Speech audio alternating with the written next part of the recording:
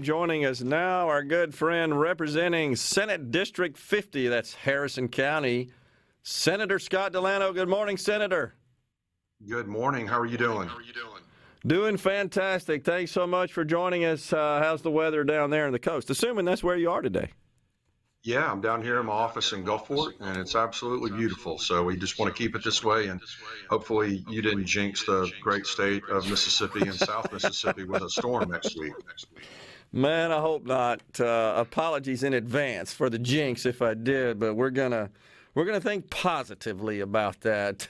Certainly here on the show. Yep, that's this time of the year. We understand that, and we're well prepared for it. We've been through it quite a few times, so we won't shoulder you with that entire burden. I appreciate that.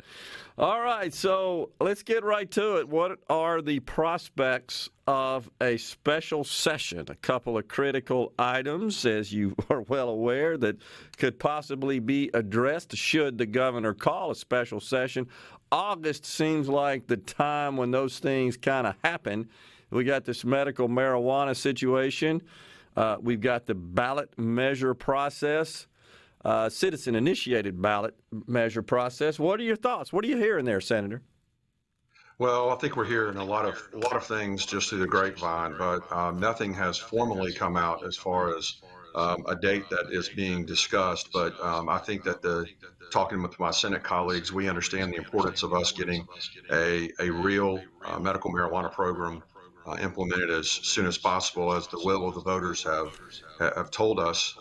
But we're working through that, and I know Senator Blackwell has taken the lead on this in the Senate, as he has over the last couple of years. He's really educated himself on the issues, on the policy issues, as well as trying to understand exactly how we can put together a bill that can be passed in both chambers. And I know that he's working very diligently to do that, and I feel confident in saying that the Senate could be in a position to move forward relatively quickly with a special session. And I just haven't heard anything and I certainly can't speak to anything that's going on over in the House at this time, but I would love for us to get into a special session and address medical marijuana sooner than later. And then ballot initiative process, we'll work on that, I believe, in the regular session, because that would take a ballot initiative again. And the first time we will be able to do that to ratify any legislation that the legislature passes would be November of 2022. Yeah. So that would come in the form of a measure that would be referred by the legislature to the ballot in this case. So you're right. We do have some time there because we can't get anything done until we have a statewide ballot. And that next time that happens is 2022, unless we were to invest a bunch of time and money, I guess, in calling a special election, statewide election. I don't know if such authority exists and rests with anyone. I guess that would maybe be the governor, but that probably doesn't make a lot of sense from a monetary perspective and financial perspective. I would agree with you, but it's not any less important to the voters and not any less important to me and many other legislators for us to get this resolved quickly and to get it done very succinctly and consistent with what we've seen, what we've seen in the past and the way that our ballot initiative process works. Yeah, I agree. It's certainly something that needs to be addressed and needs to be resolved, because right now we don't have such a process based on the Supreme Court ruling on Initiative 65. We don't really have a process. There's no way that the citizens can gather up the necessary signatures in a way that is consistent with law and the Constitution, put that on the ballot. The Supreme Court's already set a precedent for that, so that's a problem. Where do you stand, Senator, on the medical marijuana situation? You're familiar with 65, 65A, of course, the alternative. What are your thoughts about the distinctions there and kind of what you'd like to see happen? Well, I'll tell you this, that back in 2019 and before, when I served in the House, this issue came up quite a few times through different amendments in the process, and I voted for medical marijuana back in those days. But I know I had some problems and some challenges with Initiative 65 and the way that it was written, but I was fully supportive of a realistic medical marijuana program.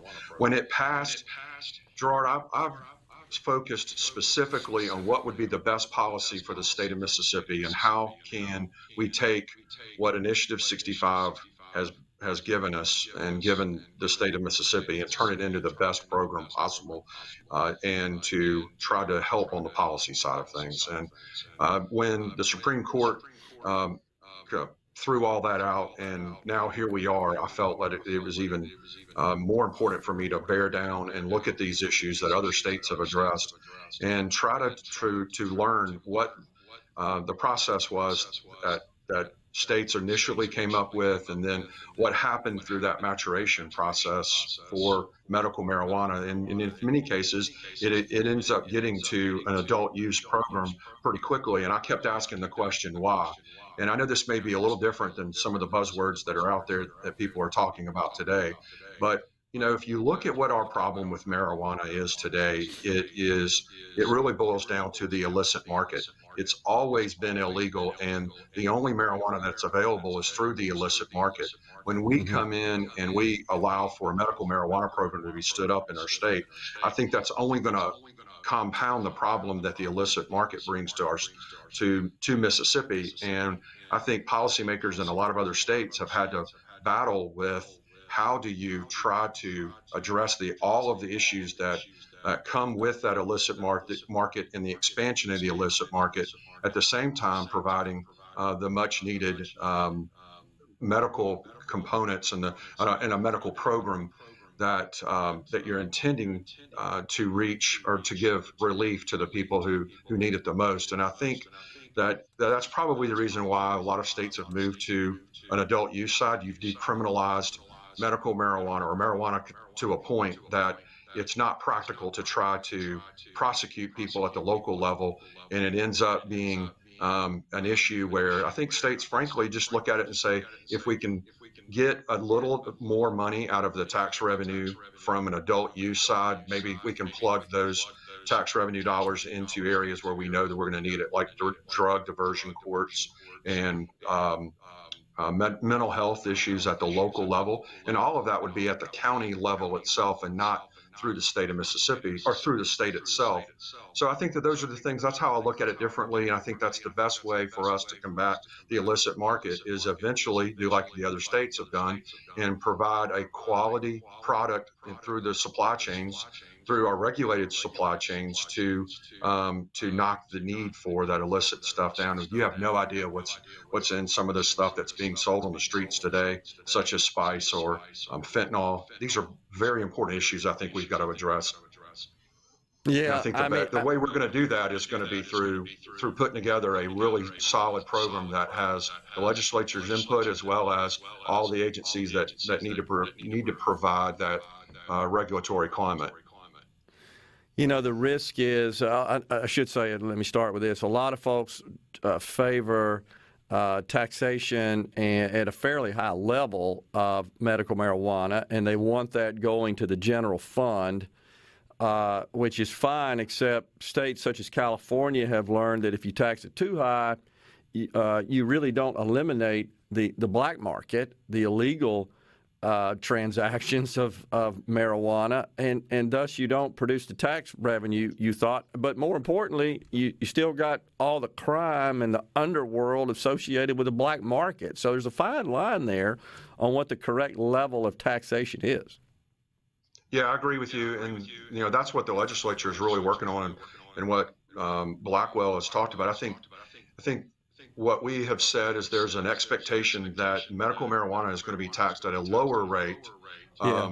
And while it won't be a rate of zero like we have on medication, it will be a lower rate. Whereas the adult use, and as we've seen in other parts of the country, the adult use can tolerate a little bit higher levels of tax. And I Yeah. think that that's the question that we should be asking ourselves is, how are we going to address the problems that we have in our communities today with medical or with drug use?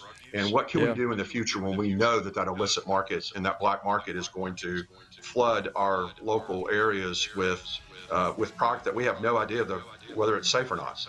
Yeah. You got to go, or can you hang around? I want to talk about income taxes and also what's coming up in the 2022 session. Can you say? I'm here. Let's go. All right. We got it. Senator Scott DeLano is our guest. Stay with us. We'll be right back. We got Senator Scott DeLano from Harrison County on the line with us today. We appreciate the senator joining us. So, great discussion there, Senator, about the medical marijuana program. There are strong feelings, as you well are aware, on both sides of that argument. There are folks that want it to be passed, a program to be passed that is identical to Initiative 65, and there are those who want to see something come about that has some adjustments, and then there are those that oppose any program whatsoever. So, difficult challenge for you folks. But I wanted to pivot a moment here to tax reform in the state of Mississippi. As you are well aware, the Speaker presented a proposal, a bill, which passed the House. It went over to the Senate, didn't really get any traction, and now it is our understanding that Senator Josh Harkins is going to be conducting some hearings later on this month, I think, to discuss possible tax reform in the state. Where do you stand on this? Well, look, I think overall, I'd like to see any reduction in taxes for the taxpayers better for all of Mississippi. I do believe that we have to come forward with a very well methodical plan that's thought out, and it has provisions in it to make sure that we're able to provide our necessary functions of government. And I believe that Senator Harkins and the rest of the Senate Finance Committee will look at this. You know, the Senate has become known for having these hearings and conducting our business out in the public and making sure that the public sees some of the due diligence that we give these efforts and these energies in bills that come forward.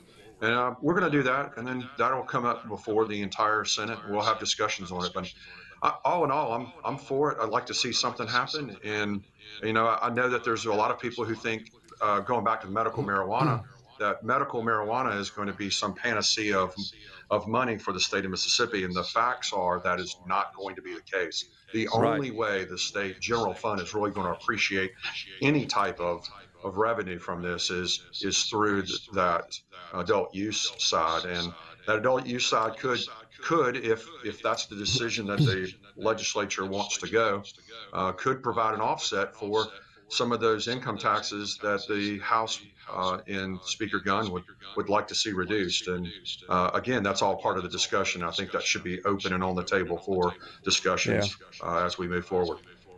Yeah, you know, the math does matter, as you well know, and I think that a lot of folks look at just the sale of marijuana, be it for medical purposes or recreational purposes, is just has this giant pot of tax revenue awaiting, and it's just not the case. I mean, we would be spending all our money on marijuana and not consuming anything else if it were to generate the kind of money that some believe it would. Like every issue that comes up in state government, well, you just need a medical marijuana program and collect all the taxes. I even had the head of the association here on, it's been a few months, but asked point blank, how big do you think it could get in terms of revenue? And when you look at, let's say, a standard tax of 7%, consistent with our current state sales tax, maybe raises $25 million at its peak. Maybe. Yeah, I would agree with that.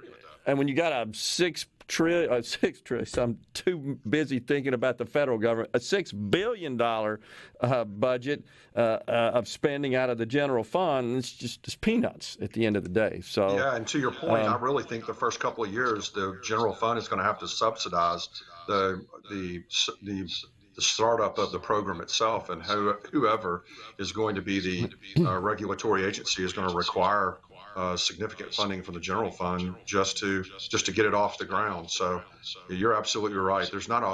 We're only 3 million people in our state, and even if we expanded it to adult use, which allowed for people from outside of the state to purchase as well, we're still not going to see this huge windfall to the general fund that people would expect. Yeah, it's more than nothing, but it's not like, okay, well, we can proceed with all these other projects, and this fixes our roads and bridges and education and Medicaid and everything else we spend money on. It's just not the case from a pure math perspective. But I know that Senator Harkins, I agree with you. They always do a good job in the Senate of conducting these hearings for the public. And they bring in people who are subject matter experts, and they hear from them, and they consume all that, analyze those presentations and remarks, and then get to work. But I surely would like to see something come about, and hopefully, Senator, we can exclude the politics from all this. It just feels like there's some political contention going on between the houses and perhaps even the governor's mansion, and certainly we can all work together and come up with something we can agree on that we as Mississippians will benefit from, and I hope that's the case. And so we're going to be watching. What do you got on the boards for 2022? What are you thinking about? What are your priorities there? Well, so in the Senate, I serve as the chairman of the Technology Committee and also the vice chair of the Military Affairs Committee. And both of those committees I've been working on several things, but I'll tell you what I'm really interested in and making sure that we stay on top of is enhancing our statewide cybersecurity efforts throughout state government, and that's something that we will look at through the Technology Committee, and I personally will task the 6 other members of my committee to help come up with or understanding the issues that states are facing in developing these plans, and more importantly, implementing them across different state agencies, the disparate agencies in our state.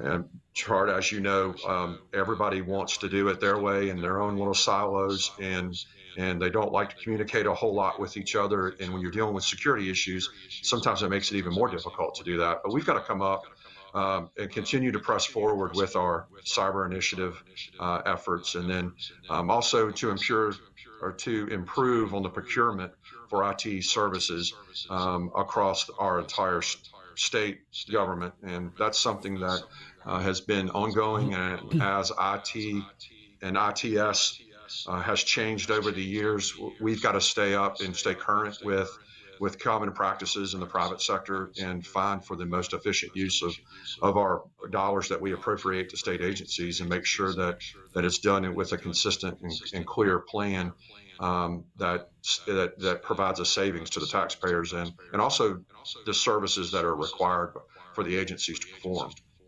Yeah.